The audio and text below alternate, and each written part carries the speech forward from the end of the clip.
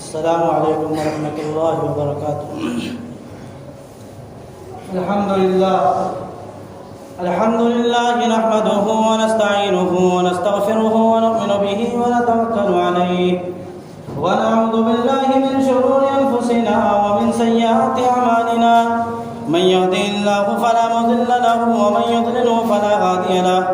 ونشهد ان لا اله الا الله وحده لا شريك له، ونشهد ان سيدنا ومولانا محمدا عبده ورسوله۔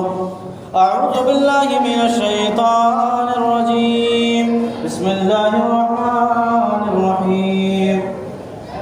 كنتم خير أمة أخرجت للناس تأمرون بالمعروف وتنهون عن المنكر وتؤمنون بالله، صدق الله مولانا العلي العظيم وصدق رسوله النبي الكريم، ونحن على ذلك من الشاهدين والشاكرين، والحمد لله رب العالمين۔ محترم بزرگوں، تمام تعریف اس خالق کائنات کا ہے جس رب العالمین نے ہمیں اور آپ کو ایمان والے گھروں میں پیدا فرما کر بہت بڑا احسان عظیم کیا ہے، ورنہ دنیا کے اور بھی مذاہب ہیں جو بتوں کو پوجتے ہیں، پتھروں کو پوجتے ہیں، اور نہ جانے سورجوں کی پرستش کرتے ہیں، چاند کو پوجتے ہیں، کتنی نہ جانے ان لوگوں کی معبودیں ہیں۔ لیکن اس رب کائنات نے ہمیں ایسے گھرانوں سے جوڑ دیا، ایسے گھرانے میں پیدا فرمایا جس گھر کا صرف ایک رب ہے، ایک لا، ایک قانون، ایک عبادت کرنے کے لائق صرف ایک اللہ ہے۔ میرے بزرگوں، دعا کیجئے کہ اللہ رب العزت ہر انسان کو سننے سے زیادہ اس بات پر جو کہی جائے اس پر عمل کرنے کی توفیق عطا فرمائے۔ دنیا میں ہر انسان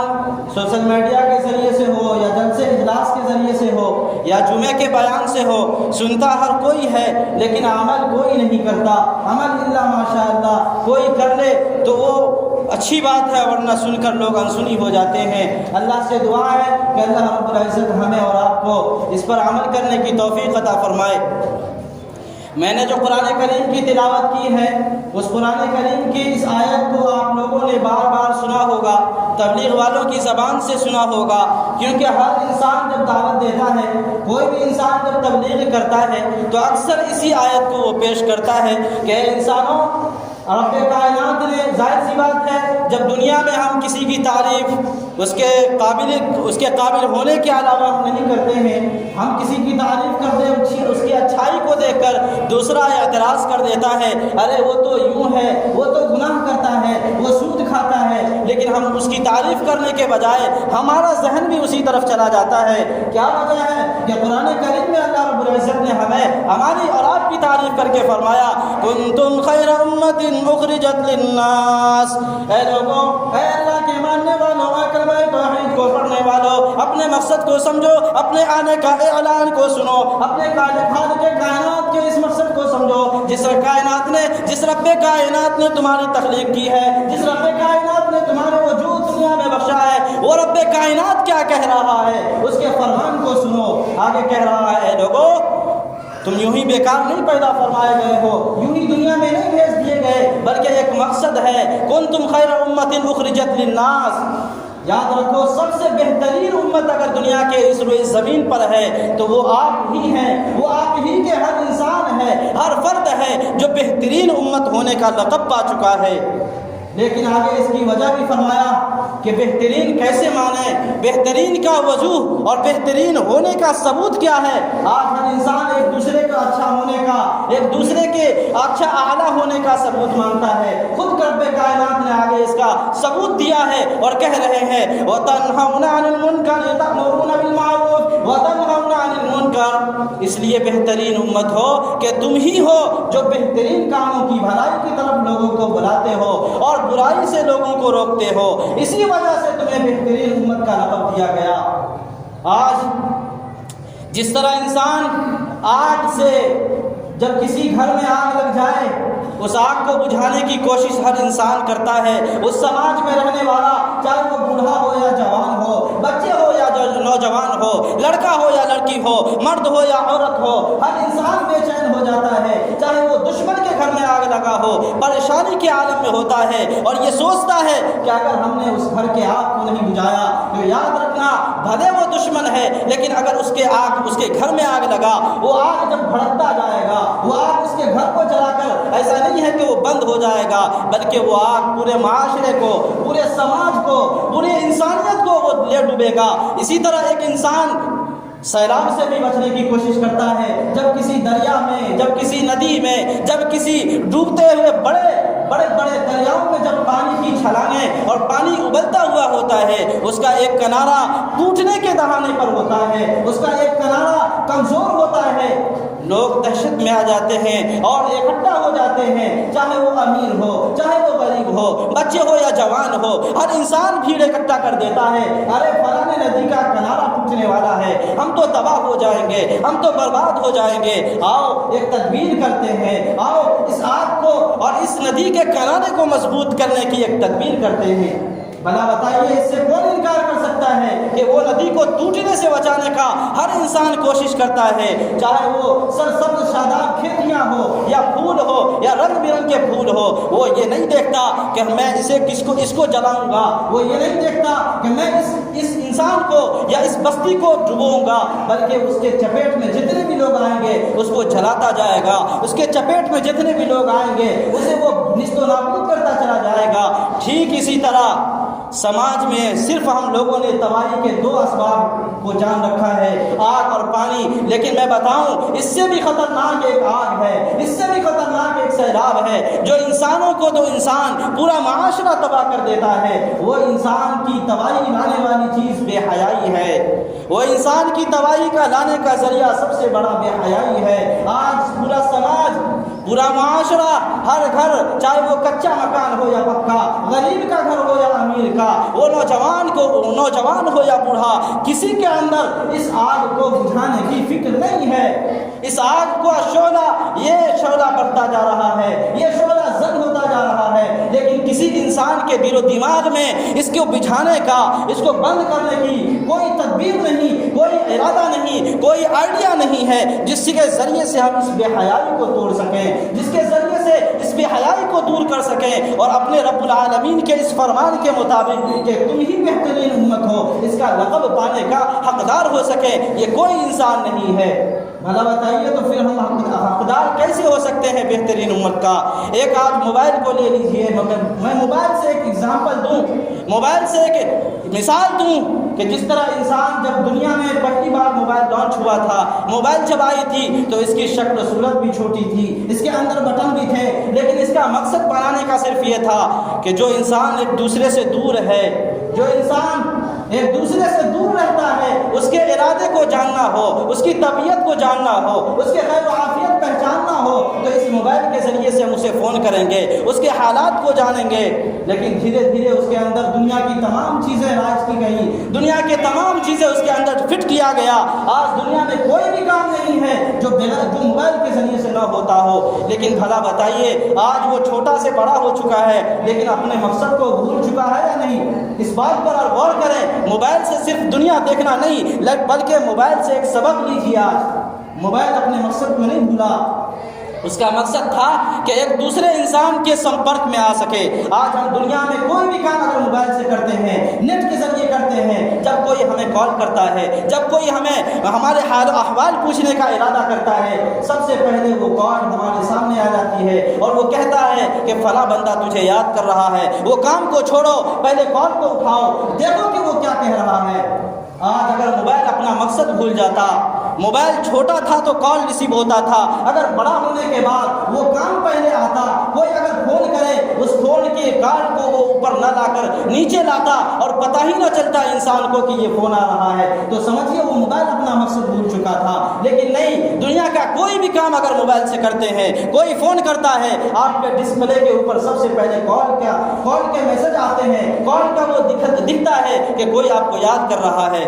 بھلا بتائیے جب موبائل اپنا مقصد نہیں بھولا، وہ کال کو ریسیو کروانے کے چکر میں ڈسپلے کے اوپر آ جاتا ہے، پھر ہم انسان جو دنیا میں بھیجے گئے تھے وما خلقت الجن والانس الا لیعبدون، اس کلام پاک کا فرمان سنیے۔ اللہ رب العزت نے فرمایا تھا کہ دنیا میں آنے کا مقصد صرف یہ ہے تمہارا کہ تم انسان اور جنات صرف اور صرف میری عبادت کے لیے پیدا کیے گئے ہو۔ یہ اور بات ہے کہ دنیا میں اور بھی کام ہے، اس میں الجھ گئے، دنیا میں اور بھی کام ہے، وہ بھی کام آپ کے ذمہ کر دی گئی، تو یہ یاد رکھیں کہ سب سے پہلا مقصد تو تھا وہ عبادت تھا، سب سے پہلا مقصد تو تھا وہ اپنے رب کی الہی اور اپنے رب کے سامنے سجدہ میں رکھ کر اللہ سے گریہ گزاری کرنے کا تھا۔ لیکن آج ہمارے سامنے دنیا اس طرح مدہوش ہو کر آ گئی ہے، دنیا کی محبت ہمارے دلوں میں اس طرح گر چکی ہے کہ ہم اپنے مقصد کو بھول چکے ہیں۔ اب بھول چکے ہیں کہ میرا رب بھی کوئی ہے، یہ بھول چکے ہیں کہ دن میں 5 مرتبہ کوئی ہمیں بلا رہا ہے، یہ بھول چکے ہیں کہ ہمارے نبی نے جو پیغام لایا تھا وہ نبی کے پیغام کو ہماری زندگی میں آ رہا ہے یا نہیں، یہ ہم بھول چکے ہیں۔ تو ہم سے تو اچھا بہترین لقب پانے والا وہ موبائل تھا جو اپنے مقصد کو نہیں بھولا۔ ہم تو وہ ناچیز اور وہ گنہگار بندے ہو چکے ہیں جو اپنے مقصد کو بھول چکے ہیں، اور پھر بھی ہمیں اللہ کہہ رہا ہے کہ تم بہترین امت ہو۔ میرے بھائیوں، کہنے کی بات یہ ہے کہ ہر انسان بیان سنتا ہے، میں کوئی بیان کرنے نہیں آیا بلکہ اپنے مقصد کو اجاگر کرنے آیا ہوں، اپنے مقصد کو بتانے آیا ہوں۔ میں خود گنہگار ہوں، جب میں بتاؤں گا، جب میں تبلیغ کروں گا، جب میں دعوت دوں گا، اللہ رب العزت سے دعا ہے کہ اللہ رب العزت وہ تبلیغ کرنے کی برکت سے ہمارے اندر بھی وہ جذبہ پیدا ہو جائے، وہ تبلیغ اور دعوت دینے کی برکت سے ہمارے اندر بھی وہ جذبہ پیدا ہو جائے کہ ہم بھی اپنے مقصد کو سمجھیں، ہم بھی اپنے مقصد کو سمجھنے والے بن جائیں، اپنے رب کے آگے جھکنے والے بن جائیں، اپنے رب کے حکموں کے مطابق زندگی گزارنے والے بن جائیں۔ بس اسی کا مطالبہ تھا۔ لیکن آج سماج میں جس طرح وہ نبیوں کے زمانے میں لوگ کہا کرتے تھے، ارے یہ تو میرے سامنے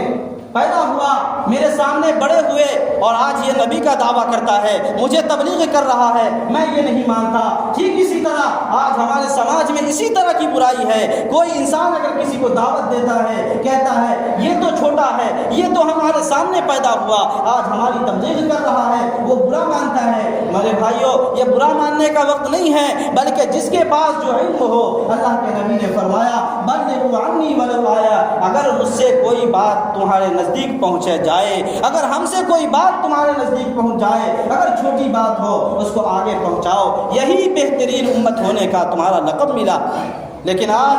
ہر انسان صرف مسجد کے چند افراد کے اوپر ذمہ داری لا کر، یہ مسجد کے چند افراد کی ذمہ داری، یہ تبلیغ کا کام چھوڑ کر ہم لوگ فری ہو چکے ہیں کہ ہمارا کام تو دنیا کمانا تھا، ہمارا کام دنیا میں اپنے بیوی بال بچوں کے ساتھ مگن ہونے کا تھا، میں یہ تبلیغ کسی اور کو دیتا ہوں، میں یہ تبلیغ کسی اور کے ذمہ دیتا ہوں، وہی کشف کرے، وہی مشورہ کرے۔ میرے بزرگوں، یہ دنیا میں آنے والا ہر انسان کا کام تھا کہ اپنے گروہ میں رہ کر، اپنی جماعتوں میں رہ کر، اپنے طور پر ہر انسان کو تبلیغ کرے، ہر انسان کو داعیانہ مزاج پیدا کرے، تاکہ ہر انسان جو آج مسجد سے دور ہے، جو آج مسجد میں آنے والا نہیں بن رہا، اللہ سے دعا بھی کریں کہ وہ لوگ اللہ کے سامنے سجدہ کرنے والے بن جائے اور نمازیں بن جگانے کی توفیق اللہ دے دے۔ یہ تبلیغ کے ساتھ ساتھ دعا بھی کرنا ہے کہ اللہ اسے ہدایت دے دے۔ ہدایت کا کون محتاج نہیں ہے؟ کون یہ دعویٰ کر سکتا ہے کہ میں گنہگار نہیں ہوں؟ یہ کون دعویٰ کر سکتا ہے کہ میں صبح آنکھ کھلتی ہے میں سجدے میں پڑھتا ہوں اور جب میں سونے جاتا ہوں سجدے سے سر اٹھا کر سو جاتا ہوں؟ یہ کوئی نہیں کہہ سکتا۔ دنیا ہر انسان کے سامنے ہے، انسان کی فطرت میں گناہ کرنا ہے، لیکن انسان جس طرح آگ سے بچنے کی کوشش کرتا ہے، جس طرح اپنے سیلاب سے بچنے کی کوشش کرتا ہے، اس سے کہیں زیادہ بڑھ کر کوشش کرنے کی بات یہ ہے کہ اپنے بچوں کی بے حیائی پر توجہ دی جائے۔ آج کوچنگ ہر انسان چلاتے ہیں، کوچنگ میں پڑھائی ہوتی ہے، اسکول میں پڑھائی ہوتی ہے، مدرسے میں پڑھائی ہوتی ہے، لیکن اپنے گریبان میں ہاتھ اٹھا کر دیکھیے کہ کیا ہم اپنے بچوں کو کبھی یہ پوچھتے ہیں کہ بیٹا تم نے اس مہینے میں کیا پڑھا؟ کیا ہم اپنے بچوں سے پوچھتے ہیں کہ تم کوچنگ کے نام پر آج کتنے دن گھومنے گئے تھے؟ کیا ہم اپنے اس استاد سے یا اس ماسٹر سے پوچھتے ہیں کہ ہمارے بچے کتنے دن آپ کے سامنے آپ کے کوچنگ میں حاضری دیا ہے؟ نہیں پوچھتے۔ میرے سامنے کتنے نوجوان کے والد صاحب ہیں جن سے میں خود پوچھتا ہوں کہ آپ کا بچہ کا کیا حال ہے، حالانکہ میں پڑھانے والا ہونا یہ چاہیے تھا کہ بچے کے گارجین مجھ سے پوچھتے کہ میرا بچہ کیا حال میں ہے، میرا بچہ شروع میں آپ کے پاس آیا تھا، اس کے اندر کچھ تبدیلی آئی یا نہیں آئی۔ اس کے بعد گھر میں خود پوچھنا چاہیے، مہینے میں ایک مرتبہ یا ہفتے میں ایک مرتبہ ضرور پوچھیں اپنے بچوں سے کہ بیٹا تم نے اس ہفتے میں یا اس مہینے میں کچھ ڈیولپ کیے ہو یا نہیں کیے ہو، آگے کچھ پڑھا یا نہیں پڑھا۔ اگر یاد رکھیں آج مسلم سماج کا اکثر طبقہ پڑھائی کے لائن میں پیچھے ہے، اس کی سب سے بڑی ذمہ داری ماں باپ کی کوتاہی کی وجہ سے۔